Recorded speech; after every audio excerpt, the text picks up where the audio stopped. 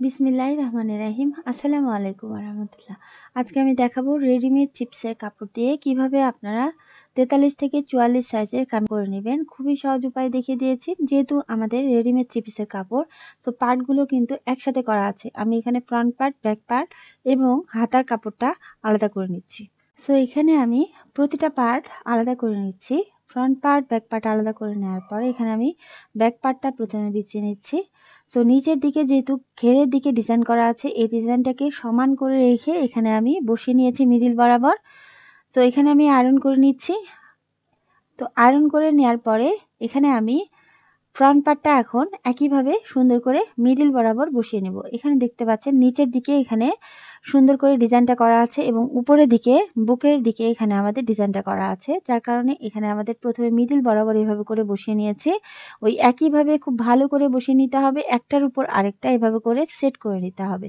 ঠিক আছে, তো সেট করে দিয়ে এখানে আমি একইভাবে এখানে আয়রন করে দিচ্ছি, যাতে করে দুই পার্টের কাপড়টাই মানে ফ্রন্ট পার্ট এবং ব্যাক পার্টের কাপড়টা একদম সুন্দর হয়ে সেট হয়ে যায়। সো এখানে এখন আমি প্রথমে লাইন করে নিচ্ছি। সো এটা আমাদের কিন্তু মার্জিন লাইন, এখান থেকে আমাদের লম্বার মেজারমেন্টটা করে নিব। নিচের দিকে ফোল্ডের জন্য এখানে আপনারা আপনাদের মেজারমেন্ট অনুযায়ী কাপড় ধরে নেবেন। এখানে আমি 1 ইঞ্চি পরিমাণ ধরে নিচ্ছি। সো এখানে লাইন করে দিব এবং লাইন করে দিয়ে এখানে আমাদের এক্সট্রা অংশগুলো কেটে নিতে হবে। তো যাই হোক, পরে কেটে নিব। এখান থেকে আমি মার্জিন লাইন থেকে লম্বার মেজারমেন্টটা করছি। লম্বা দিচ্ছি 42.5 ইঞ্চি পরিমাণ এবং উপরের দিক থেকে এখানে আমাদের মার্জিনের জন্য 1/2 ইঞ্চি কাপড় বেশি নিচ্ছি।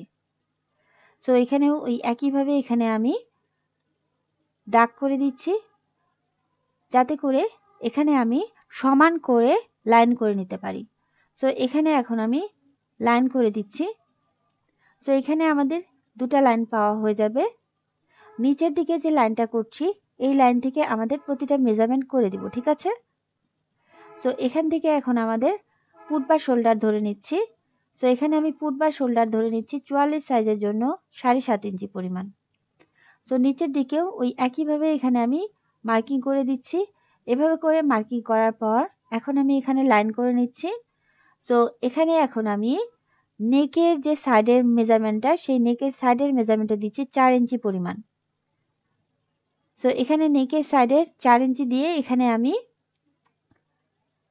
1.5 ইঞ্চি পরিমাণ ডাউন করে দিচ্ছি এবং এখানেও আমি একইভাবে লাইন করে দিচ্ছি। সো এখানে যে ডাউন করে দিয়েছি এই ডাউন থেকে এখানে আমাদের আর্মহোলের মেজারমেন্টটা করে নিতে হবে। সো এখানে আর্মহোল ধরে নিচ্ছি 7.5 ইঞ্চি পরিমাণ। সো এভাবে করে দুই জায়গায় মার্কিং করার পর এখন আমি এখানে লাইন করে নিচ্ছি। সো 43 থেকে 44 সাইজের জন্য এভাবেই করেই কিন্তু আপনারা একটা কামিজ কাটিং করে নিতে পারবেন। ঠিক আছে, সো এখন আমি সাইড ফাড়াটা দিয়ে দিব। যেহেতু এখানে আমি একটু মিডিয়াম সাইজের জন্য তৈরি করছি, যার কারণে এখানে আমি সাইড ফাড়া দিচ্ছি 21 ইঞ্চি পরিমাণ। সো এই সাইড থেকে ওই 21 ইঞ্চি পরিমাণে মার্কিং করে দিচ্ছি। আপনারা চাইলে 20 ইঞ্চি নিতে পারেন এবং যারা একটু শর্ট তাদের জন্য 19 ইঞ্চিতে মার্কিং করে দিতে পারেন। সো এখানে আমি এখন পেটের মাপটা বের করে নিব। এখানে দুইটা মাপ পেয়ে গেছি, বুকের মাপ এবং এখানে আমি কোমরের মাপ। বুকের মাপ এবং কোমরের মাপের মাঝামাঝিতে যে লাইনটা আমি পেয়ে গেলাম সেটা হচ্ছে আমাদের পেটের মাপ। ঠিক আছে, খুবই সহজ। সো এখানে আমাদের যত সাইজের জন্য আপনারা তৈরি করবেন তার 4 ভাগের 1 ভাগ নেবেন। সো এখানে যেহেতু আমি 44 সাইজের জন্য তৈরি করছি, 44কে 4 দিয়ে ভাগ করে দিচ্ছি 11 ইঞ্চি পরিমাণ এবং এখানে আমাদের এক্সট্রা করে কাপড় ধরে নিতে হবে। তো এখানে আমাদের পেটের মাপটা হচ্ছে 40, 40কে 4 দিয়ে ভাগ করে দিচ্ছি 10 ইঞ্চি পাচ্ছি এবং এক্সট্রা করে 1 ইঞ্চি কাপড় ধরে নিচ্ছি। সো এখানে আমাদের কোমরের মাপ অনেকের বুকের মাপ যত কোমরের মাপ ঠিক ততই হয়, আবার অনেকের কম বেশি হয়। এখানে আমাদের কোমরের হচ্ছে 42 ইঞ্চি, 42কে 4 দিয়ে ভাগ করে দিচ্ছি 10.5 ইঞ্চি পরিমাণ এবং এখানে আমি 1 ইঞ্চি কাপড় বেশি নিচ্ছি। সো এখন খেয়াল করবেন নিচের দিকের ঘেরটা আমি কত নিব। ঠিক আছে, সো নিচের দিকের ঘেরটা হচ্ছে কোমরের মাপ যত ততটুকু পরিমাণ এখানে প্রথমে আপনারা মেজারমেন্ট করে দিবেন। দেন আপনারা অনেকে দেখা যায় যে স্ট্রেট কামিজ কাটিং করে, আবার অনেকে দেখা যায় যে এখানে একটু লুজ নিয়ে একটু ঘের বাড়িয়ে কামিজ কাটিং করে। তো এখানে আপনারা 2 ইঞ্চি নিতে পারেন, 3 ইঞ্চি নিতে পারেন, 4 ইঞ্চি নিতে পারেন। সো এখানে আমি যতটুকু নিয়েছি আপনারা এর চাইতে বেশিও নিতে পারেন, আবার কমও নিতে পারেন। ঠিক আছে, 1 ইঞ্চি কাপড় বেশি নিচ্ছি যাতে করে সাইড ফাড়াটা আমরা এখানে 4 করে সেলাই করে দিতে পারি। সো এখন আমি শেপ করে নিচ্ছি। এখানে আমি শেপ স্কেলটা এভাবে করে ধরে নিচ্ছি। যেহেতু আমি একটু ওভার সাইজের জন্য তৈরি করছি, মানে 44 সাইজ 43 থেকে 44 সাইজের জন্য যখন আপনারা কাটিং করবেন তখন কিন্তু আপনারা শেপটা এভাবে করে দিয়ে নিবেন, ঠিক আছে? যাতে করে একটু লুজ হয় এবং পড়তে সচ্ছল বোধ করে, যার জন্য আপনারা তৈরি করছেন। সো এখান থেকে আপনারা কোমর থেকে যখন আপনারা ঘের পর্যন্ত লাইন করবেন, আপনারা কিন্তু সোজা লাইন করবেন। এখানে কোনো শেপ দেয়া যাবে না, কোনো কিছু করা যাবে না। সো এক্সট্রা অংশে ওই একইভাবে এখানে আমি স্ট্রেইট লাইন টেনে দিচ্ছি এবং নিচের দিকে একটু কার্ভ করে এখানে লাইন করে দিচ্ছি। সো এখানে যখন কার্ভ করবেন তখন কিন্তু আপনাদের কামিজটা ঝুলে যাবে না, ঠিক আছে? তো আর্মহোলের শেপ যারা করতে পারেন না, প্রথমে কোণা করে এখানে দাগ করে নিবেন। যেহেতু সামনে পিছনে আলাদা করা হবে, প্রথমে আমি এখানে 1.5 ইঞ্চি নিয়ে নিচ্ছি। দেন আর্মহোলটার অর্ধেক করে নিবেন। এখানে দাগ করে দিবেন। এই দাগ অনুযায়ী এখন আপনারা এখানে শেপ করে দিবেন। খুবই সহজ উপায়, এখানে আপনারা যারা নতুন শেপ করে নিতে পারবেন। এখন এই যে দাগ করে নিয়েছি, তার 1/2 ইঞ্চি বা 1.5 ইঞ্চি ভিতরের দিকে আরেকটা দাগ করে নিবেন, ঠিক আছে?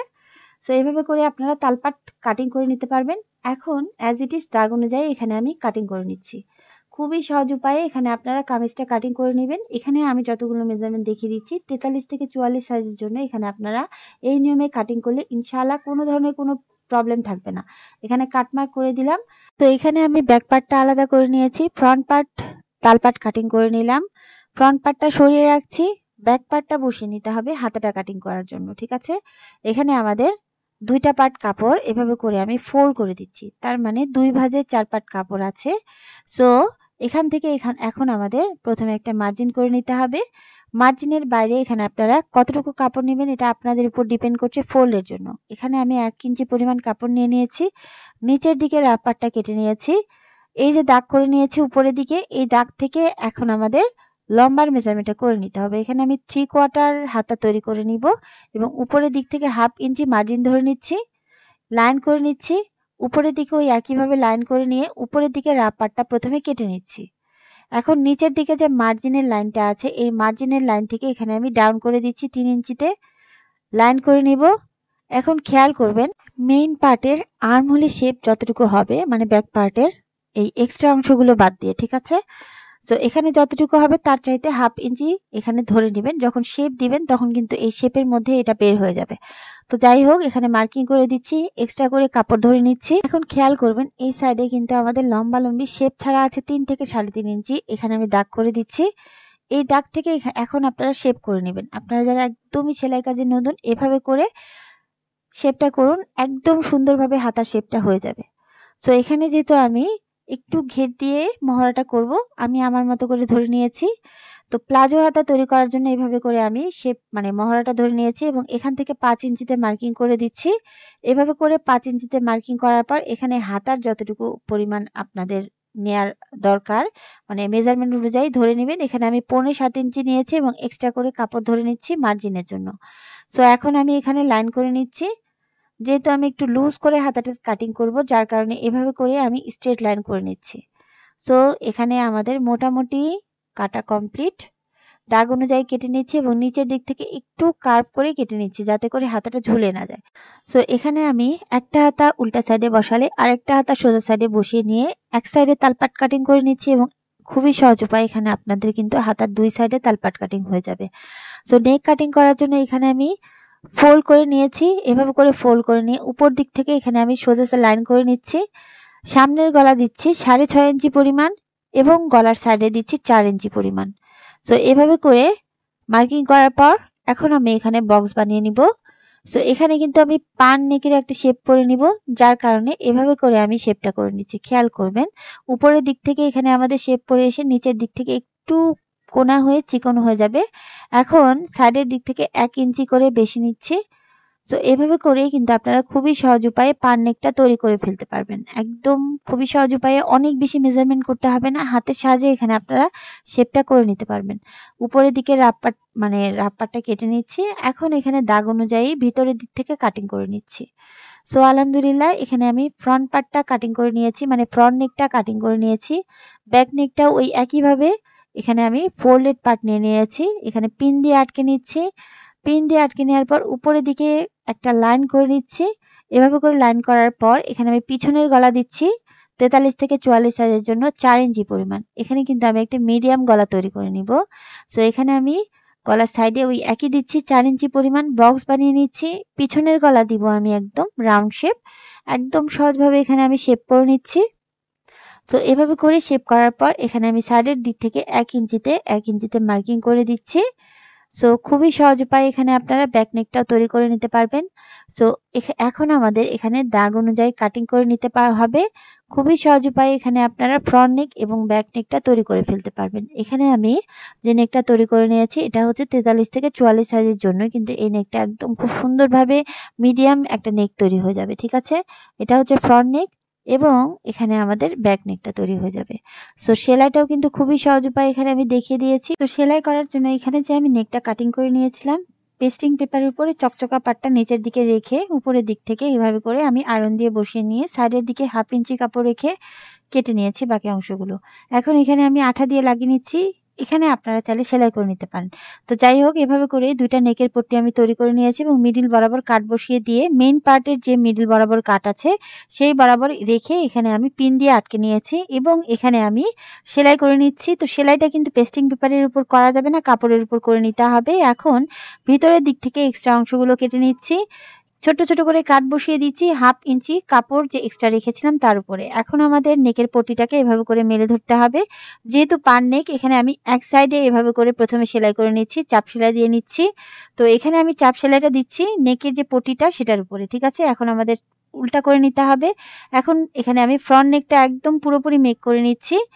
ফ্রন্ট নেকটার যে এক্সট্রা যে কাপড়গুলো আছে মানে পট্টির কাপড়টা ওই একইভাবে এখানে আমি সেলাই করে নিচ্ছি। তো যাই হোক, ফ্রন্ট পার্টটা এখানে আমাদের তৈরি, ব্যাক পার্টটা ওই একইভাবে এখানে আমি তৈরি করে নিয়েছি, কিন্তু কোনো চাপ সেলাই দেইনি। ঠিক আছে, একদম খোলা রেখেছি। তো ব্যাক পার্টের পট্টির কাপড়টাকে এভাবে করে মেলে ধরতে হবে এবং ফ্রন্ট পার্টটা এখানে উল্টা সাইডে নিয়ে নিতে হবে। তার মানে ভিতরের দিকে সোজা সাইডটা এবং উপরের দিকে উল্টা সাইডটা রেখে এখানে আমাদের পট্টির কাপড়টা এভাবে করে ফোল্ড করে দিতে হবে। সো ফোল্ড করে দিয়ে এখানে আমি প্রথমে একটা শোল্ডার সেলাই করে নিচ্ছি। সো একটা শোল্ডার যেভাবে করে সেলাই করে নিলাম, অপোজিট শোল্ডারটাও কিন্তু একইভাবে এখানে আমাদের সেলাই করে নিতে হবে। তো এখানে আমি ডাবল সেলাই দিয়ে দিচ্ছি। তো আলহামদুলিল্লাহ, এভাবে করেই আপনারা পারফেক্ট ভাবে প্রফেশনালিস্টদের মতোই শোল্ডারটা সেলাই করে নিতে পারবেন। ঠিক আছে, সো একইভাবে এখানে আমি অপোজিট শোল্ডারটা ওই একইভাবে বসিয়ে দিচ্ছি ভিতরের দিকে সোজা সাইডটা এবং উপরের দিকে উল্টা সাইডটা রেখে এখানে প্রথমে আপনারা যারা একদমই সেলাই কাজে নতুন এভাবে করে মেলে ধরে প্রথমে একটা ক্রস সেলাই করে দিবেন। তো এখানে একটা কাঁচা সেলাই করে দিয়েছি। এখন আমি পট্টির কাপড়টাকে এভাবে করে উল্টে দিচ্ছি। যারা একবারে এভাবে করে শোল্ডারটা সেলাই করে নিতে পারেন না তারা কিন্তু সেকেন্ড ওয়েতে মানে আমি যে দ্বিতীয় পদ্ধতিটা দেখিয়ে দিলাম সেভাবে করে শোল্ডারটা সেলাই করে নেবেন। ঠিক আছে, সো এখানে আমাদের ব্যাক নেকটাতে চাপ সেলাই বসানো ছিল না, এখন আমি চাপ সেলাইটা বসিয়ে দিচ্ছি। এখানে খুব ভালো করে আমার ডান হাত দিয়ে কাপড়গুলোকে টেনে নিচ্ছি এবং বাম হাতের সাহায্যে সুন্দর করে বসিয়ে দিয়ে এখানে আমি সেলাই করে দিচ্ছি। তো ব্যাক নেকটার পট্টিটাকে ওই একইভাবে এখানে আমি মেশিন দিয়ে সেলাই করে দিচ্ছি। আপনারা চাইলে হাতের তুরপাই করে নিতে পারেন। ঠিক আছে, সো আলহামদুলিল্লাহ, এখানে আমি সুন্দর করে পট্টিটাকে লাগিয়ে নিয়েছি। তার মানে এখানে আমাদের শোল্ডারটা এবং নেকটা তৈরি করা কমপ্লিট। সো এখন আমাদের হাতাটা সেলাই করে নিতে হবে। এভাবে করে মেন পার্টটাকে আমি মেলে ধরেছি এবং হাতার পার্টটাকে এখানে আমাদের উল্টা সাইডে বসিয়ে নিতে হবে মিডিল বরাবর। সো মিডিল বরাবর বসিয়ে নেওয়ার পরে এখানে আমি সুন্দর করে মেপে নিয়ে একদম হাতার সাইড থেকে এভাবে করে সেলাই করে দিচ্ছি। সো আপনারা চাইলে এভাবে করে সেলাই করতে পারেন, আবার মিডিল থেকেও কিন্তু আপনারা সেলাই করে নিতে পারেন। ঠিক আছে, সো এখানে আমাদের সুন্দর করে ধরে নিতে হবে এবং এভাবে করে ধরে নিয়ে এখানে আমাদের সেলাই করে দিতে হবে। খেয়াল করবেন এখানে কিন্তু মেইন পার্টটা টানাটানি করা যাবে না, হাতার পার্টটাকে এখানে আপনারা একটু টানতে পারেন। সো আলহামদুলিল্লাহ, এইভাবে করে আপনারা ডাবল সেলাই দিয়ে নেবেন। এখন আমি এখানে একটা চাপ সেলাই মানে ছোট ছোট করে কাট বসিয়ে দিচ্ছি। সো আলহামদুলিল্লাহ, এখানে আমাদের ছোট্ট ছোট্ট করে কাট বসাই দিলে এখানে আপনাদের সুতাগুলো খুলে আসবে না এবং টেনে ধরবে না। সো একটা হাতা এখানে আমি তৈরি করে নিয়েছি।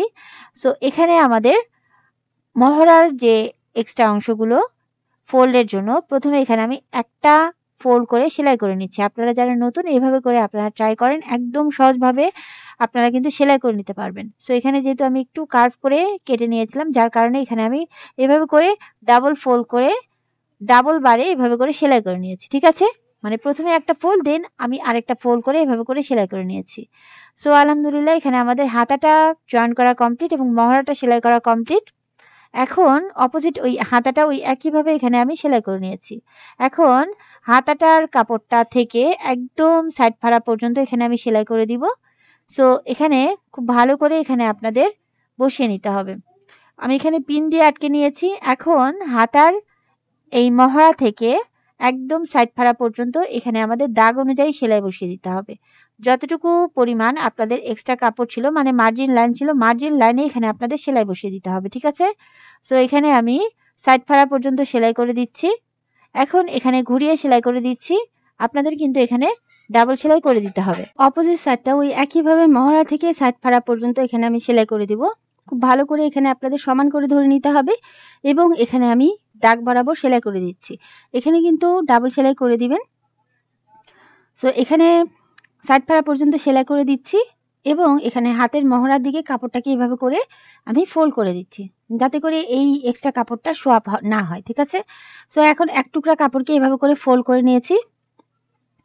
যেখান থেকে আমাদের সাইড ফাড়া শুরু তার উপরের দিকে এভাবে করে আমি এই পট্টির কাপড়টা এখানে আমি সেলাই করে নিচ্ছি। সো এভাবে করে যখন আপনারা সাইড ফাড়া সেলাই করবেন তখন কিন্তু আপনাদের সাইডের ফাড়াটা কখনো ছিঁড়ে যাবে না ইনশাল্লাহ। কাপড় ছিঁড়ে গেলেও সাইডের ফাড়াটা সেলাই মানে ছিঁড়ে যাবে না। ঠিক আছে? বেশিরভাগ ক্ষেত্রে দেখা যায় কামিজ সাইড ফাড়াটা ছিঁড়ে যায়। ঠিক আছে? আপনারা যখন এভাবে করে সাইড ফাড়াটা সেলাই করবেন, এই ছোট্ট একটা পট্টি লাগিয়ে নেবেন, তখন কিন্তু আপনাদের সাইড ফাড়াটা সেলাই ছিঁড়ে যাবে না। সাইড ফাড়াটা অনেক বেশি শক্তিশালী হয়ে যাবে। আলহামদুলিল্লাহ। সো এখানে আমি পট্টির কাপড়টা লাগিয়ে নিয়েছি এভাবে করে। এখন আমি এখানে এভাবে করে সাইড ফাড়াটা ফোল্ড করে দিয়ে সেলাই করে দিব। এখানে খেয়াল করবেন, এখানে আমি কিন্তু ফোল্ড করে নিয়েছি, ডাবল ফোল্ড করে নিয়ে এখানে সেলাই করে দিচ্ছি। এখানে ফাড়া যতটুকু তার চাইতে উপরের দিকে 1/2 ইঞ্চি বা 1.25 ইঞ্চি পর্যন্ত উপরের দিকে উঠে নিবেন। এখন এখানে আমাদের ঘুরিয়ে দিতে হবে। ঘুরিয়ে আমাদের অপোজিট সাইড ফাড়া পর্যন্ত চলে আসতে হবে এবং এই ফাড়া থেকে একদম নিচের দিক পর্যন্ত এখানে আমাদের সেলাই বসিয়ে দিতে হবে।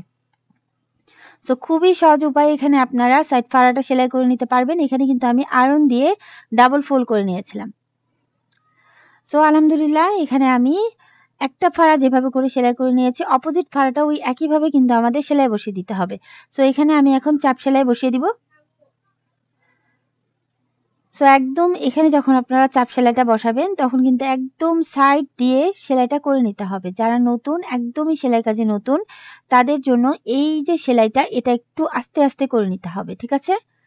সো এখানে কিন্তু আমি ছোট ছোট টিপস সহ সাইড ফাড়াটা কিভাবে আপনারা সেলাই করবেন, কিভাবে সেলাই করলে ছিঁড়ে যাবে না, আমি কিন্তু ডিটেইলে দেখিয়ে দিচ্ছি। খুবই সহজ উপায়ে এখানে আমাদের সাইড ফাড়াটা সেলাই হয়ে গেছে এবং সমান হবে, সাইড ফাড়াটা আঁকাবাঁকা হবে না। ঠিক আছে? এই নিয়মে আপনারা যদি সেলাই করেন, এখন আমাদের ঘেরের দিকে এক্সট্রা অংশগুলো এভাবে করে ফোল্ড করে নিয়ে এখানে আমাদের সেলাই বসিয়ে দিতে হবে। সো এখানে আমি সেলাই করে দিচ্ছি।